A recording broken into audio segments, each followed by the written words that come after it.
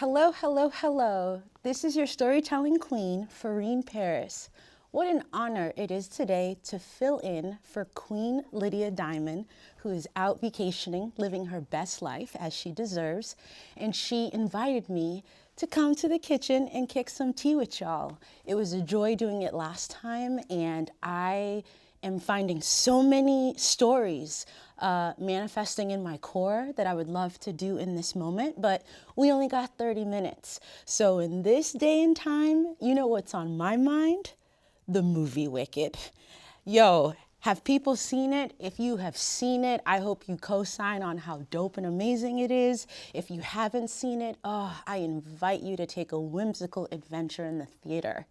I have never before truly knew anything about Wicked. Wicked the book, Wicked the musical. I was familiar with one particular song, Defying Gravity. But outside of that, I'm like, okay, there's a story. It involves some witches, somebody's green. Are they friends? Are they homies? Are they battling? But really didn't give it much energy after that. So this is the joy when people will take something that is really beautiful to many souls, and then they just keep trying to find other ways to put it in artistic form. So it was a book, and it's one of the most known musicals that are out there ever to hit Broadway stage. And now we have it in the movie. And I'm trying to wrap my heart around why this movie spoke so deeply to me. And I'm trying to wrap my soul around like why I felt the emotions that I felt. Why did particular scenes in the movie literally feel like it was something that I've experienced in my life before or something that's on the horizon? So first off, that's the gift of art. As an artist myself, our role and responsibility is to invite folks to see what they see and invite them to see things they may not see. And this movie for sure invited my Black femme queer heart to wrap my head around this narrative of what it means for you to have gifts, that people may not understand quite yet. And so when they're not ready for your gifts or they want to talk about your gifts, you know, they either shun you, you're put to the side. But then there's someone, right, or another individual that tries to be like, yo, I see you. I see what you're bringing to the table. And so this is the narrative in the story. But at some point, because unfortunately, the country that we live in, America, it's pretty selfish. Unfortunately, though, folks will take our gifts and they'll use them for their gain, right? Like folks will take our gifts and will not clue us in the way that they want to go about using our gifts, and then possibly in the end, who is harmed? The person who truly was bringing this authentic gift to the table. And so, as I was watching Wicked, I found myself, Ferene, really connecting with the character. I found myself really, really deeply connecting with Elphaba. And there was something so deeply profound about this character, right? So there's the witch that is green that we know with time through Wizard of Oz is labeled, you know, the evil witch. And then there's another witch who is of fair skin and, you know, lighter features and tones, je ne sais quoi essence of all of these light colors, pinks and whites that feel so airy. And she's known as the good witch, right? And so the green witch, black attire, that seems to be the fit. And then you have this other witch. And this dynamic is set up. But prior to being labeled as good witch or bad witch, at first, they're just two human souls that have been dropped into this earth. Two human souls that were dropped on different mountain parts, so their views are different. Their lived experiences are different. The people who are around them are different. What family looks like is different. Opportunities are different.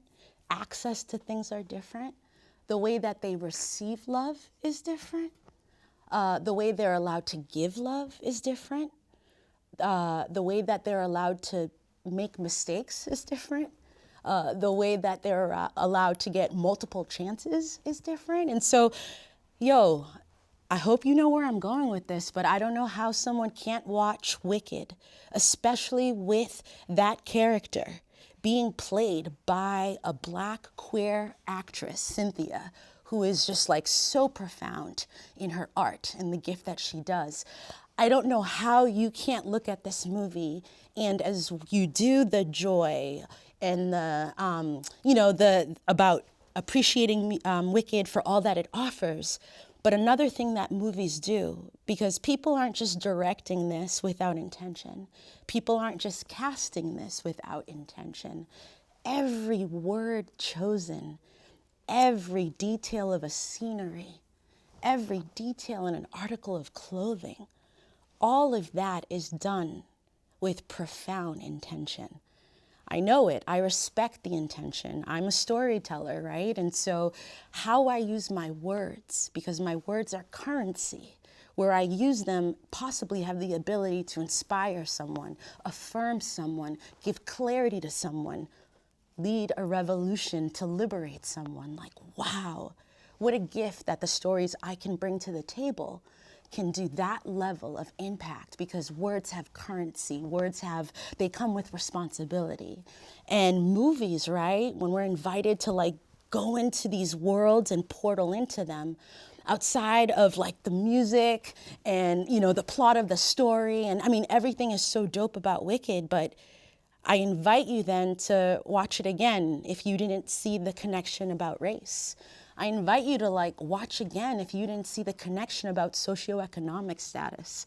I invite you to watch it again if you didn't notice who is allowed to not just survive but thrive based on, what they have access to, right? Like Wicked is a beautiful invitation to put us in a room, to put us in a space and have these dialogues that we're trying to invite people to do in life that can feel hard, that can be like, well, I don't know, like I'm just trying to wrap my head around this idea of like racism, whatever it may be. And so I love something that's like mainstream, that has all these beautiful like metaphors in it, that then let's start there. Let us use that as the common message that's bringing us together. Let us use that as the common thing that you and I both have like access to watching this and wrapping our head around this. And then let's kind of share with each other. Well, what did you see? What did you feel? What character spoke to you? What character were you not vibing with? What character, and there's a reason why we answer those questions then the way that they are answered.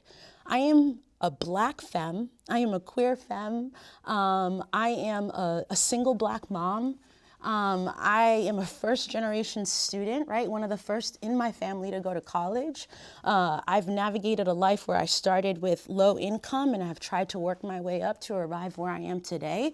It hasn't been easy. It's been a hustle that's come with beautiful lessons. I'm grateful, even in the hard times, what that has gifted me. But there are reasons why that was my story, right? Versus if I'm wanting to reflect back to college, because Glinda and Elphaba are roommates in Wicked, right? My roommate in college, she was a white femme. She was a white femme, right? And I had, two parents. She had a single mom, right? Like there were different things that influenced the way that we showed up and the way that we could witness each other, receive each other, get curious about each other, even get on the defense about each other, simply because I'm coming from Brockton, Massachusetts, and she's coming from Chelmsford, Massachusetts. Those are two different lived experiences, right? And fortunately for me, we were vibing off the bat, and I'm grateful for that. That's one of those situations. I was like this hip hop, R&B, soul, and she was like this rock punk. And so our music styles were different. Like what we sometimes wanted to get into is different, but those differences definitely then invited us to like enjoy some unique things about the other. So that's why I go back to Wicked, right? You got like these two women and they are forced to be roommates. And at first, they are not vibing with each other. I mean, at first it's like, yo, what's going on? And I'm wrapping my head around the dynamics that are influencing their relationship. And so again, I'm reflecting back to this concept of like race, right?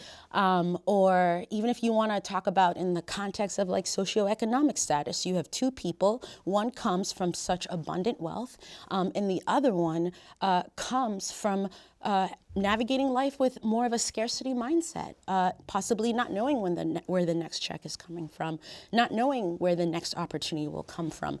Those types of energies coming into a school, even though you're both at the same school, you both have the same teachers, you're both in the same room, right? Like you both have access to the same food in the cafeteria.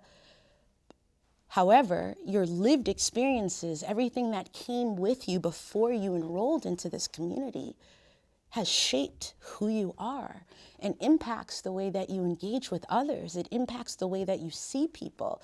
It impacts the patience you have for people, the lack of patience that you have for people. And so I'm just watching Wicked, and I'm watching these two women and how they are figuring out what does it mean to exist as two individuals that truly come from different sides of the track, right? And here's what I will notice in this movie. Here's what I will notice, which then is another reason why this spoke to me so deeply as a Black femme. But, you know, Elphaba, regardless of how she's being treated, you know, like very poorly at times, very deeply disrespected, at times, like, it's like, whoa, like, I don't know if that was your intent, but the impact is real. She just continues to try her best to stay in her truth. She tries her best to be like, I have control over myself, you know, and she's trying really hard to not let this negative talk of what people are trying to do to like trip her up. Because it's literally been her whole life. You know, like when she shows up at the school, she just like schools everybody. Yes, I'm green, get over it. I didn't eat grass. This isn't a disease. Like, this is just me, because she's used to people in life constantly questioning her, constantly thinking that she's a threat when they haven't even taken the time to get to know her, assuming what her worth is. You see the difference in how she is raised and her sister, who did not get born green, right? Like, we're talking about green skin, but yo, let's be real, that's Black skin. That is a skin tone that nobody wanted in that community that she had. It is a skin tone that, because she has it, like, she was literally denounced by her dad. Like, she came out of her mom's womb and her dad was like, no. Like, that child's like cursed. Ew, no thank you. You know, and it's like, I wrap my head around what it means to like exist in the Black diaspora, right? Like skin tone and colorism and all of these different things. And so again, when I'm looking at this green soul, I mean, I just can't help but see the Black femme. I can't help but see the Black femme that has existed for generations upon generations upon generations, the Black femme who was enslaved and brought, removed from her land, removed from where she was seen as royalty, held and upheld, appreciated for her gifts, and brought to these lands that weren't hers, for her body to be used, for her body to be enslaved, for her body to produce more individuals so that masters could have more enslaved folks in their cohort, a body that had no rights, a body that people could do whatever they wanted. And, you know, it's not just, it was just enslavement times, right? Like, history has told us over and over again our opinion of the Black woman. Because then after enslavement, when women got the right to vote, it was just white women at first. Black women weren't in that.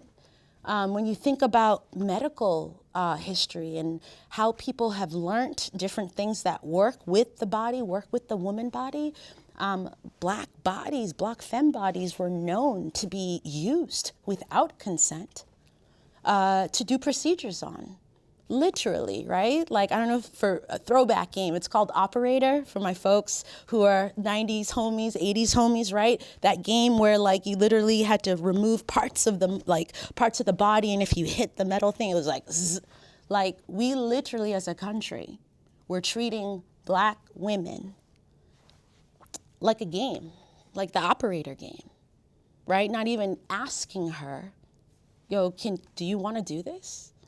Not even asking her, do you have the strength to do this? All we've done as this country is completely assume what the Black femme body can do. We've made decisions about the Black femme body, like channel it in. Like I'm looking to like all my individuals who are all up, like we're upset with the whole reverse of Roe versus Wade, this idea of like people making decisions of our human bodies.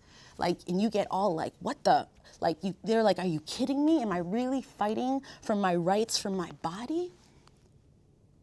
Like, hold that feeling and now add that if you are a Black person, if you are a Black femme, if you are a trans, like add that in, and the pain, the hurt, the grief that you have, that time and time again, folks think that they can just make choices about you and your body. And so this queen from Wicked, Elphaba, it was not her choice that she came into this world green. You'll kind of come to learn in the movie what actually made her skin tone come out, but it wasn't her. She literally came into this world like that. She did nothing. She did nothing. She came into the world with a kind heart.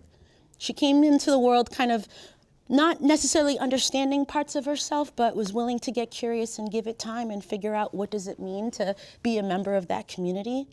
She was kind of tossed to the side. No one wanted to play with her. Her parents didn't even want to. She wasn't raised by them. She was raised by other individuals. Okay, I'm bouncing around, but hey, I'm just here. I'm going to try my best to receive whatever ounce of love is being given to me. She didn't come into this world wicked, right? Like this movie, the play, the book, it's called Wicked. And up until me seeing this movie on Friday, I just always wrapped my head around like, oh yeah, Wicked. There was a good witch and there was a bad witch, like in Oz, like Wicked. But when I think about the title of that movie now, I'm asking myself, who gets to pick who's wicked? Because when that movie starts off, Elphaba is not wicked. She's not wicked. She's a daughter to parents, a father who doesn't want her, a society that just thinks she's weird due to something that she cannot help, but also it doesn't even impact you. You could touch the skin, you're not gonna get green. It literally does nothing to hurt or harm you, but yet you want to make everything about this skin that you're not even trying to get to know, receive, you just wanna put stories to it. Like it's just wild. And she is not wicked.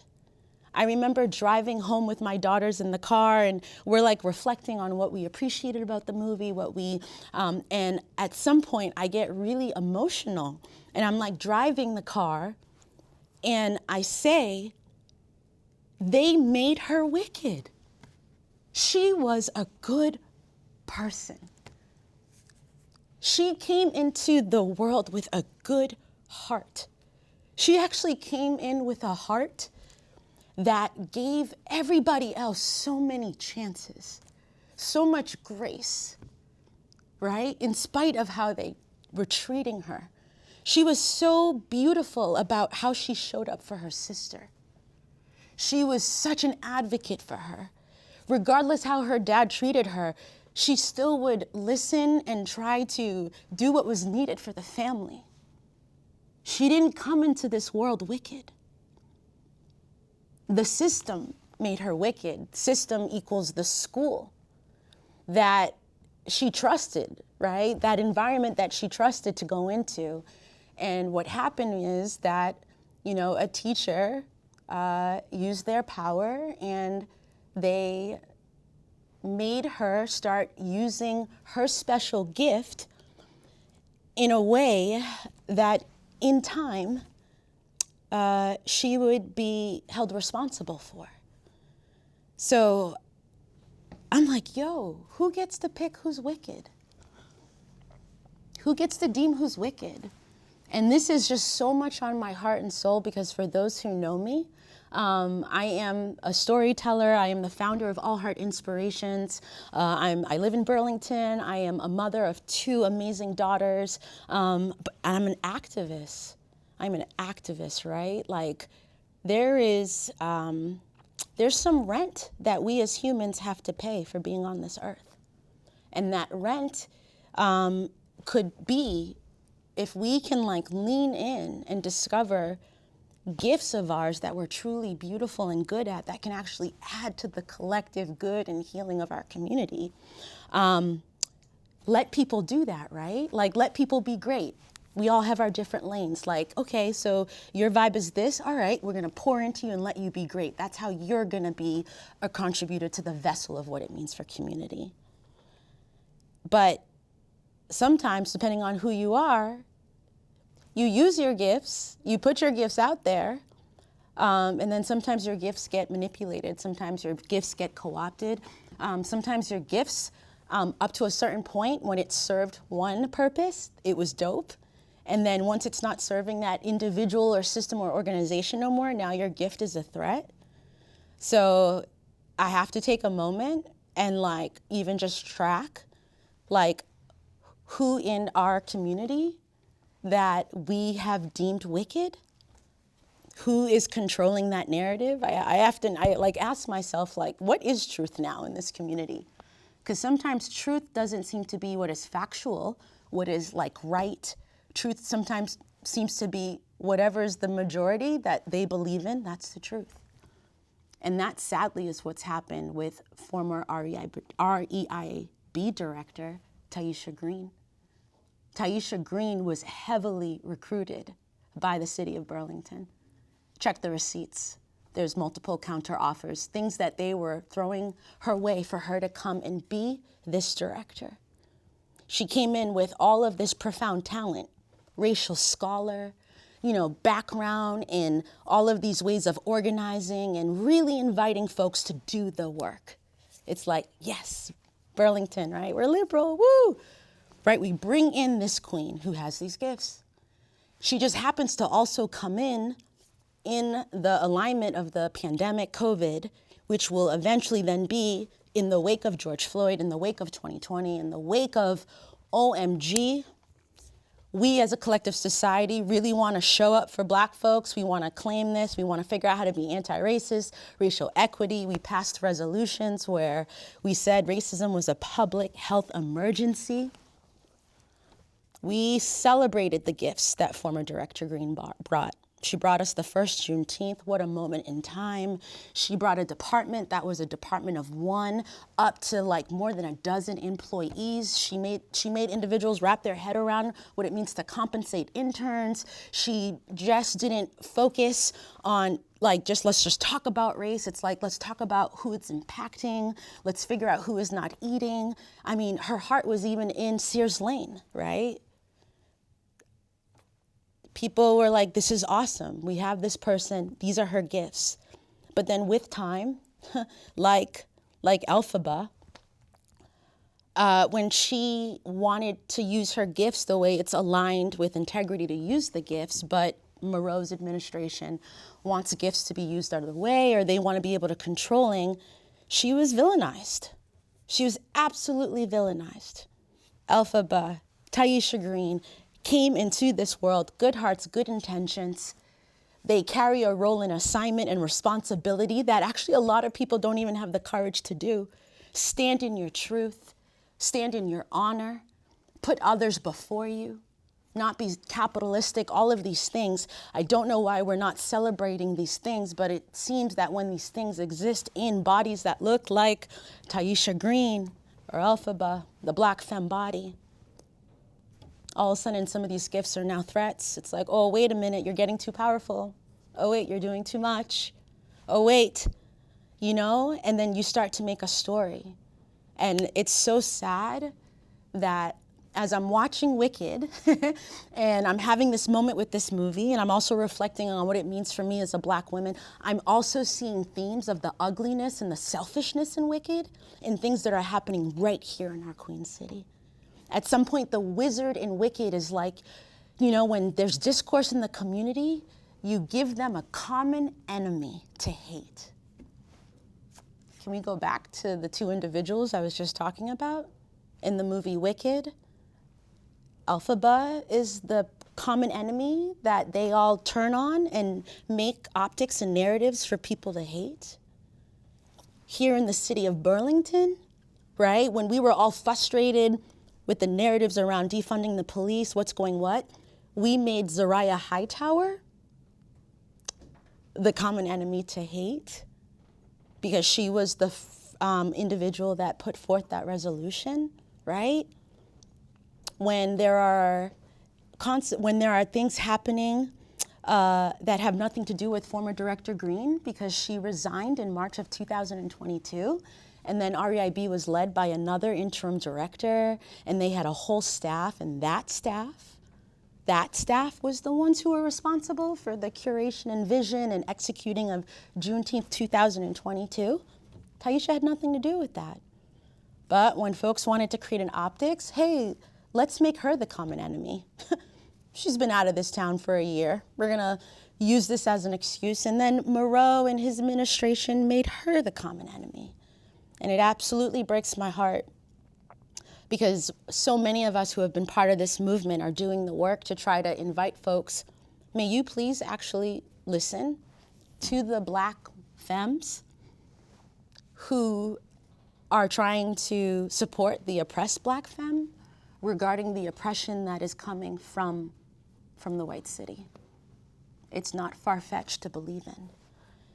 As I reflect on what it means to move through this community and what does it mean for the way that I use my words and the way that I use my actions, and really seeing that we as humans literally have the ability to like shape people's stories. Who's wicked, who's not wicked, who's good, who's not good. But I really hope that our collective community can see beyond that fog. It's exactly what the song Defying Gravity invites Elphaba to do when they are trying to force her to be a particular way that will do harm that she knows is not right. And she talks about this song and she's like, I'm done. Like, I am no longer, like, it's time to wake up. I'm not sleeping anymore. It's no time for second guessing. It's no time to go back to sleep. The moment is now. The moment is right now. And too often we're waiting for others to validate ourselves, to figure out when to go, the moment is now. It is so clear, whether it's the elections, whether it's what's happening with the genocide in Palestine, whether it's happening right here on our soil, whether in Burlington, throughout the United States, we seriously have an epidemic when it comes to Blackness, when it comes to the way that we see and view and witness Black people. And when I think about the movie Wicked, and when I think about what happened to this character who started off one way, and with time you see where the narrative's going. If it wasn't for selfishness and capitalism and all these people, that wouldn't have been her narrative.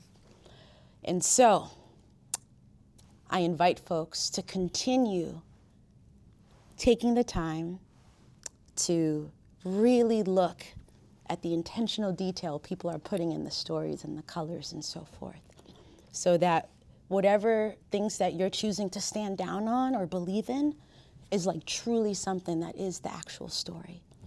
Not the story that a bunch of people want to agree on, but what is actually the story. This is Ferene Paris. That was my versions of Thoughts on the Heart. Thank you, Lydia Diamond, for allowing me to be here with you. And I look forward to continue to engaging us in conversations that will truly allow us as a community to not just heal, but move forward and uplift everybody, because that is true liberation. Peace out, souls.